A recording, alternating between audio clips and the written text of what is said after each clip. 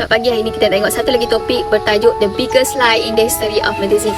Talk ini dibuat oleh Dr. Robert Lustig. Dr. Robert Lustig ni adalah seorang pediatric endocrinologist. Dia juga seorang profesor di sebuah universiti di California dan dia juga seorang saintis lah. So kita tengok apa yang dikatakan oleh seorang saintis ni. Ini Dr. Robert Lustig ni dia membongkar dia sebenarnya mitos ni semua orang dah tahu dah. Cumanya dia bagi secara detail kenapa benda ni dia membongkar tu benda yang terbesar lah, penipuan terbesar dalam medical. So kita tengok apa yang dikatakan dengan penipuan terbesar dalam history of medicine ni. So mitos yang pertama ni, apabila ia dibongkarkan, kesemua yang lainnya menjadi useless. Maksudnya advice lain daripada yang ni once dibongkarkan, yang lain semua kalau kita follow semua jadi mengarut dah. Maksudnya dia useless lah. Asli pemakanan berkata kalori adalah tentang keseimbangan tenaga. Ia tentang kalori masuk dan keluar, bermaksud dua tingkah laku iaitu rakus dan malas. So atas sebab itu, jika anda gemuk, itu salah anda. Jadi diet dan bersenamlah jawapan kepada masalah tersebut. Jadi apa saja kalori boleh menjadi sebahagian daripada keseimbangan diet. So jika tak boleh guna kalori kita ni, kita boleh ambil kalori orang lain untuk kita guna. Obviously benda tu tak jadi. Benda tu tak jadi. Okay, dia ada reason lah kenapa dia jadi benda tu. So industri ni dia mengatakan okay, tak kisah apa yang kita makan, as long as kita tengok berapa banyak yang kita makan. Itu apa yang dikatakan oleh industri lah. Dan ia menjadi tanggungjawab individu. So apa yang mereka buat itu dengan memberikan satu konsep iaitu calorie in calorie out tu, meletakkan tanggungjawab kepada individu, meletakkan tanggungjawab kepada bangsa dan elak kesalahan mereka sendiri. Baguslah, untunglah untuk mereka kan, sebab benda tu menjadi. Sebab orang menerima konsep calorie in calorie out tu, walhal benda tu tak betul. Soalannya kat sini, adakah benar kalori itu adalah satu kalori? Kami ada jawapannya. Maksudnya apa yang dibuat oleh kajian yang dibuat oleh Dr. Robert Lustig, ramai termasuk kita sendiri pun, kita ada terlalu banyak data yang menunjukkan ini adalah satu penipuan terbesar dalam sejarah perubatan. Maksudnya tak betul pun kalori in kalori out tu, kalau kita follow pun tak pernah menjadi pun kan. Dan ini satu penipuan yang sangat besar dan sangat-sangat mengarut. Ianya sangat salah, sangat-sangat salah. Dari hari ianya dibuat sehingga ke hari ini, hingga menjadikan kita sangat menyampah dengannya. Dan masalahnya kat sini adalah industri pemakanan tidak pernah berputus asa. Sebab kenapa mereka tak pernah berputus asa adalah kerana itu merupakan perlindungan mereka lah, gravity train mereka. Dan mereka seharusnya meyakinkan kita bahawa itu semua adalah benar. Walaupun sebenarnya kita ramai dah yang dah tahu sebenarnya kalori in kalori out tu mengarut, tapi dia tetap lagi meyakinkan kita semua ni dan mengatakan benda tu adalah betul lah. Sebenarnya ia tak benar lah yang merupakan satu kebohongan yang paling besar pernah berlaku dalam dunia ni lah. Jadi bagaimana Dr. Robert Lustig ni membuktikan ia dengan satu penipuan? Sebenarnya banyak saja cara untuk kita membuktikan kalori in kalori out ni adalah satu penipuan. Tapi apa yang Dr. Robert Lustig cakap kat sini, dia kata saya membuktikan dengan 4 cara. So dia kata 4 makanan berbeza bermula daripada almond. So dia kata almond mempunyai high density in terms of kalori. Jadi anda makan 160 kalori almond, segenggam almond tu, berapa kalori yang sebenarnya anda boleh serap? Jawapannya adalah 130 kalori. Yang ini kajian dibuat oleh Dr. Robert Lustig lah. So kenapa 130 kalori saja yang diserap? Disebabkan almond tu dia ada fiber. Yang terdapat 2 jenis fiber kat sini, dia kata yang menjadikan ia sangat penting kerana penyerapan. 2 jenis fiber dalam almond, yang pertama soluble, yang kedua insoluble. Soluble fiber seperti aktin dan inulin yang akan memegang jeli bersama hidrogen.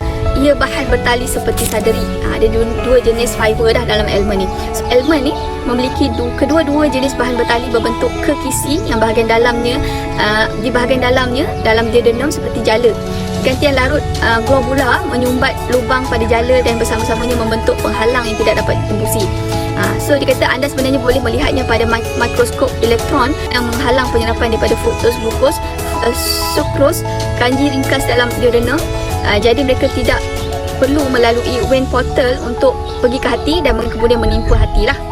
Maksudnya apabila ada fiber dalam almond tu, penyerapan kepada fructose tu berlaku. So fructose yang berlebihan tak sampailah ke hati kita. So jadi hati kekal sihat dan anda melindungi hati dengan fiber di dalam yang terdapat dalam almond tersebut lah.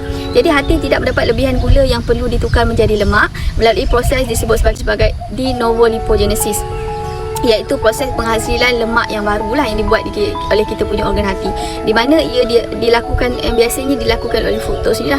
Dua, dia kata anda tak menjadi respon insulin kerana anda tidak meningkatkan jumlah serum respon glukos. Maksudnya kita tak apabila kita makan benda yang fiber, walaupun dia ada glukos, tapi dia tak spike insulin lah, tu maksudnya. Ini semua perlu dilakukan dengan konsep load glycemic untuk kekalkan insulin rendah, di mana ia akan kekalkan kesihatan metabolik anda. Kalau kita tengok balik, kenapa kita perlu pentingkan glycemic index ni? Sebabnya kita tahulah insulin ni adalah bad guy dalam cerita ini. So apa yang kita makan, benda-benda yang boleh spike insulin ni menyebabkan insulin kita spike, itu menyebabkan berlakunya pelbagai penyakit ni lah. Insulin penyebab berlakunya penyakit kronik metabolik kerana insulin meningkat secara tak normal, yang menyebabkan insulin tu sentiasa spike lah bila kita makan makanan yang tinggi carbs ni.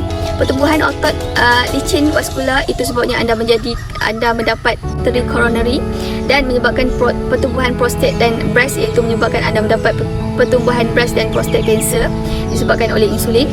Jadi anda tidak menyebabkan peningkatan kepada tindak balas insulin, anda tak menyerap kalori. Jadi ke mana kalori yang lagi 30 tu?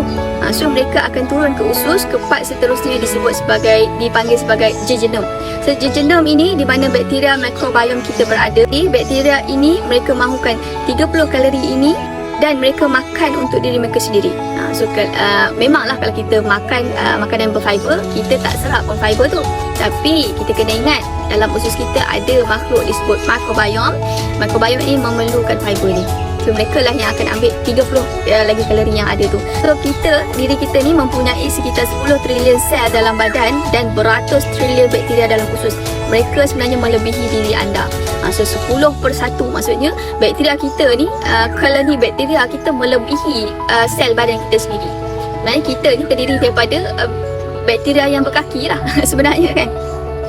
So dia kata anda hanya terdiri daripada big bang of bakteria dengan berkaki.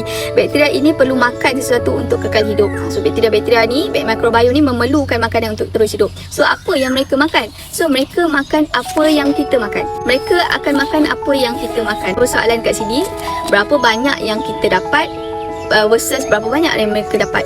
So bila anda makan almond, anda sebenarnya makan fiber. So fiber ini 30 kalori bukan untuk anda, tapi 30 kalori ni adalah untuk mikrobiom anda. Walaupun kita makan melalui mulut kita, didaftarkan sebagai kalori, mereka bukanlah kalori yang diserap oleh tubuh badan kita. Jadi siapa peduli tentang berapa kalori yang kita makan? Kita sebenarnya perlu peduli berapa banyak kalori yang kita boleh serap. Itu sepatutnya yang kita tengok. Adakah ini termasuk kiraan kalori sebagai kalori? Jawapannya juga tidak. Kalori bukanlah kalori jika makanan itu datang dengan fiber, disebabkan kalori dalam fiber bukanlah untuk kita. Walaupun kita makan makanan yang berfiber, tapi fiber tu tak diserap oleh tubuh badan kita. Tapi fiber itu untuk kegunaan kita punya mikrobiom lah, bakteria usus kita.